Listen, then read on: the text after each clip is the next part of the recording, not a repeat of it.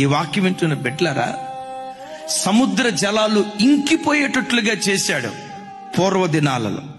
ఒకవేళ ఈ వాక్యం వింటున్న నీ బ్రతుకులో నీవు అనుభవిస్తున్న సమస్య సముద్రం అంత విస్తారంగా ఉందా? నువ్వు అనుభవిస్తున్నటువంటి దుఃఖం సముద్రంలో ఉన్న నీళ్లు కొలవలేనట్లుగా నీవు అనుభవిస్తున్న వేదన, మానసిక కృంగుదల, గుండెల్లో ఉన్న ఆవేదన ఎవరికి చెప్పుకోవాలో అర్థం కాక నీ హృదయమే ఒక దుఃఖ సముద్రంగా ఉందేమో.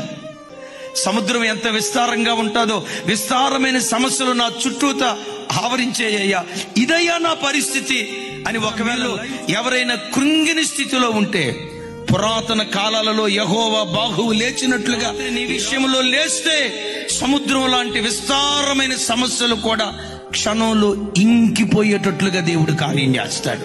నువ్వు చూస్తూ ఉండగానే, నీ కళ్ళు చూస్తూ ఉండగానే ఆ దుఃఖ సముద్రాన్ని దేవుడు దాటింప చేయునుగాక. Download ShareChat.